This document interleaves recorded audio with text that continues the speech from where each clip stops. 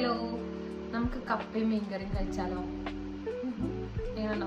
മീൻകറി ഞാൻ ഓൾറെഡി ഉണ്ടാക്കിയിട്ടുണ്ട്. സോ കപ്പ ഞാൻ വേവിക്കാൻ വെച്ചിട്ടുണ്ട്.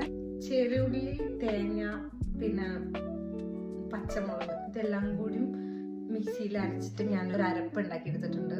ഈ കപ്പ വേവിച്ചതിലോട്ട് മിക്സ് ചെയ്യാൻ വേണ്ടിയിട്ട്. കപ്പ നമുക്കൊന്ന് ഉടച്ചെടുക്കാം. ഒരു സിമ്പിൾ കപ്പ വേവിച്ചതും മീൻകറിയാണ് ഞാൻ ഉദ്ദേശിക്കുന്നത്.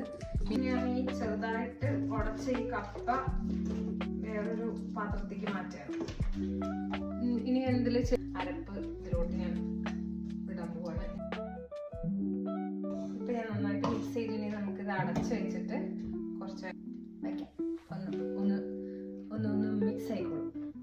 ഇനി നമുക്ക് വെളിച്ചെണ്ണയിൽ കടുകും വറ്റൽമുളകും പൊട്ടിച്ചിട്ട് ഇതിലോട്ടിടാം. ഞാൻ കുറച്ച് കറിവേപ്പില ഇടുന്നുണ്ട്. അപ്പം കടുക്, കറിവേപ്പില, പിന്നെ വറ്റൽമുളക് എൻ്റെ അടുത്ത് ഇല്ലാത്തതുകൊണ്ട് ഞാൻ ചില്ലി ഫ്ലേക്സ് ആണ് ഇടുന്നത്. എനിക്ക് തോന്നുന്നു ഇത് ബേസിക്കലി ഇത് രണ്ടും സെയിം ആണെന്ന്. ചില്ലി ഫ്ലേക്സ് ഇടാം. ഇതിലോട്ട് എല്ലാം പിടിച്ചിട്ടുണ്ടാവും. ഉപ്പ് നോക്കാം. ഉപ്പ് കുറവാണെങ്കിൽ ഉപ്പിടാം. നമ്മുടെ കപ്പ റെഡി. മീൻകറി കപ്പയും. സത്യം പറഞ്ഞാൽ കപ്പേൻ്റെ കൂടെ മുളകിട്ട മീൻകറി കേട്ടോ, നല്ല കോമ്പിനേഷൻ. എനിക്കിഷ്ടം മുളകിട്ട മീൻകറിയാണ്. ഞാൻ തേങ്ങരച്ച മീൻകറി ഒരു വെറൈറ്റി ട്രൈ ചെയ്യാണ്.